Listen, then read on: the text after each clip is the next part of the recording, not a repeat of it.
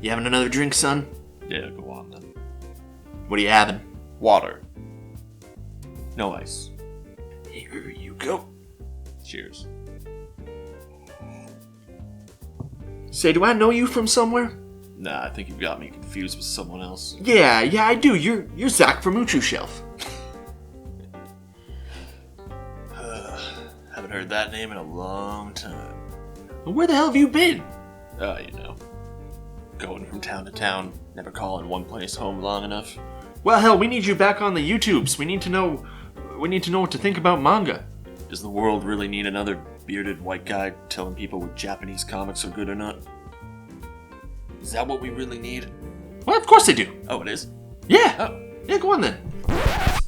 I don't need this anymore, because I can see perfectly fine. What's going on, folks? Zach from Uchuu Shelf here. Hope you guys are doing good and reading lots of manga. It's been a while since I've been here on YouTube. You can see that things have gotten a little bit different around here. I have a desk that I'm sitting at, a microphone that actually works, a sweater, because it's fucking cold in here. Today is just going to be a regular old staple of every manga YouTube channel out there, the Manga Haul, because it's been a while since I've shown you what I've been reading, what I've been buying, and what I've got on my shelves nowadays. First up on the Manga Haul, we've got Osamu Tezuka's Astro Boy, a staple, a classic of manga and anime worldwide. When you ask anyone who even doesn't watch anime to name an anime, 9 times out of 10 they're going to say Astro Boy, because this is one of the OGs, I guess, as the young kids would say nowadays. Now, admittedly, kind of wish I didn't buy this, and I'll get right into that in a second. I've always wanted to read Astro Boy. I grew up watching like the VHS tapes. We'd go to the library, we'd rent them all, and we'd just watch them at home. Fucking awesome. Just like old 1960s, 1970s robot-related anime like that, Catherine, like, wow, just gold. But I was just out and about in the city one day, and I stopped in at my local comic store. I saw this sitting on the shelf for a pretty reasonable price. It has some scratches on the back. I don't really care about that. The only thing is, when I read it all and then wanted to go buy Omnibus 2, it's out of print, and the cheapest I could find it was like 200 pounds, which I might be bullshitting. I'm just gonna put it up here. I don't really remember what it was. It was a stupid amount of money for one volume of manga.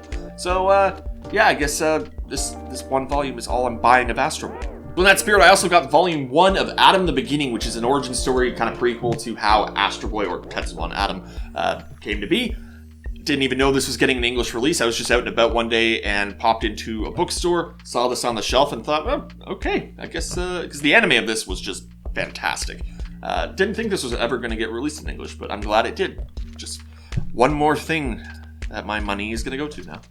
Next up, we've got Look Back by Tatsuki Fujimoto, my favorite of Tatsuki Fujimoto's one-shot works. Just a fucking phenomenal masterpiece that just goes into kind of the melancholy of creating manga and creating stories and how that kind of weighs on you. When I first read this on the Shonen Jump app, I fucking swear to God, this was like a cry for help from Tatsuki Fujimoto. And I felt really bad for him because, you know, Chainsaw Man was getting super popular. Part 2 was kind of on the horizon. The anime was on the horizon. And a lot of this has imagery from Chainsaw Man, such as like the door, and there's a bunch of other stuff. And there's a lot of nods to Chainsaw Man. Like there's a character called Shark Punch, or Shark Kick. For a minute there, I thought, God, I really hope they're not milking Chainsaw Man for the sake of money, because if that's killing him, I would rather just not have any Chainsaw Man.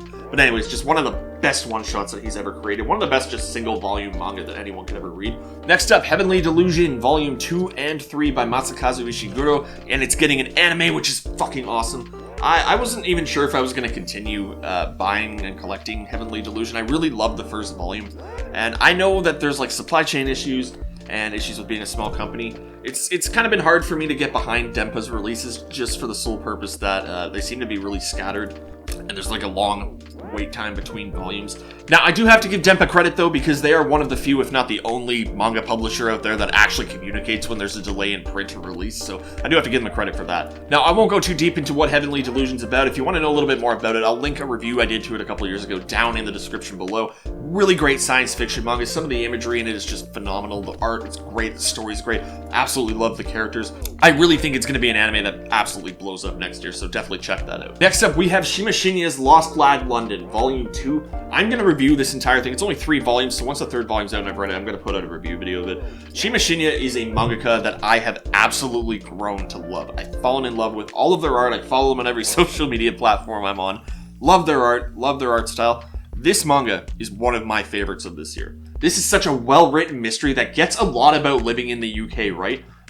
I haven't lived in London, so there's a few idiosyncrasies that I'm not super familiar with, but things like the Tube, things like going to Greg's, things like Tesco and Sainsbury's, things like people named Callum. It's clear that Shimashinya has a love for the UK, either has some connections to here, or is just really good at doing research. I mean, it's pretty much Luther meets the Night of, as I mentioned in, I think, another haul. But yeah, once this all comes out, I'm going to do a big review of it. If you haven't checked it out, definitely do. If you're a fan of BBC dramas or just like gritty, mystery, detective kind of things, this is definitely up your alley. Next up, with Omnibus 9 and 10 of Hiroya Oku's science fiction masterpiece, Dance. So these omnibuses are coming to an end now because I think the next one, or it's going to be 2 more, and then it's done. I'm not sure if they're going to include Gantz G in it. I don't think that they're ever going to release the new kind of ongoing Gantz E, but I know that the main line story of Gantz is going to be done in 1 or 2 omnibuses.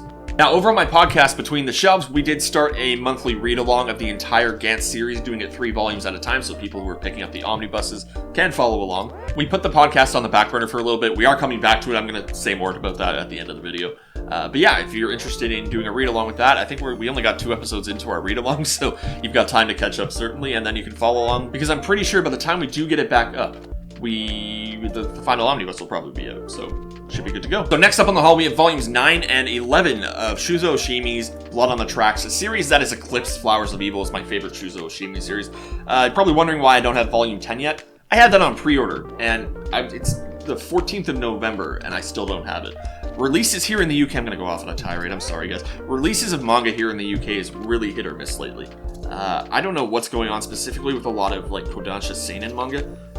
Every time I go to buy a new volume of Blood on the Tracks, I can never get it on Amazon. I have to get it on like a third-party website, and it's always never reliable. So I had volume 10 pre-ordered on Amazon. Gets to the day where it's supposed to release, it says no, so there's obviously been delayed. Gets to the day it's actually supposed to release, we don't have any in stock, even though I had it pre-ordered. And then I had to go through like a third-party website, a really sketchy website, just to actually get it. And, oh no, before that, I ordered it on eBay, and then the guy canceled the sale. But after that, I finally found it on a website that's kind of like a sketchy version of World of Books, basically. Coming from the US, got shipped to the Netherlands. Now it's just sitting at a depot in the Netherlands waiting to be shipped here. Really don't understand how the mail works. I don't really want to, because it's just going to infuriate. Yeah, if you haven't read Blood on the Tracks, it's a really heartwarming, loving tale about a boy and his mother. They're growing kids.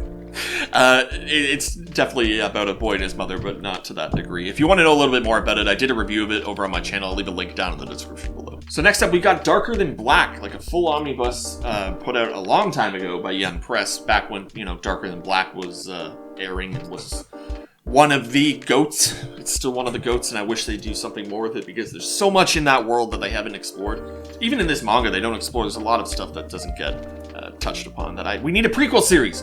For anyone who's seen Darker Than Black, we need a prequel series and a sequel, because the sequel didn't happen. Actually, it was alright.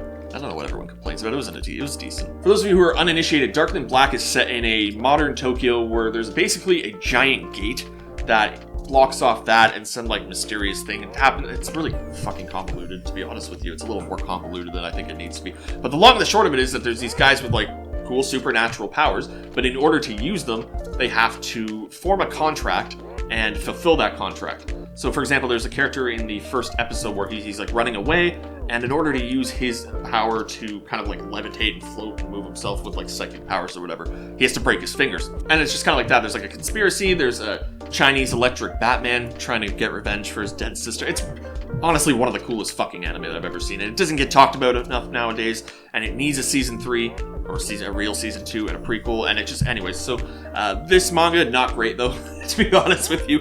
Definitely not the best in the medium of Darker Than Black, but I found this on Depop for like £8, and just thought that's really too good a deal to pass up, even for a kind of mid manga anime adaptation such as this. So next up, I got the British Museum kind of catalog collection of the manga exhibit they did a couple years ago, which when I started this channel, I actually emailed the British Museum and I said, hey, I have a YouTube channel. I had 300 subscribers at the time. It's growing fast. I'd love to come down and, film what did I say? It was something really stupid. Like, I want to come and film a spot for my channel and something along those lines. And they replied no, so I just didn't bother going.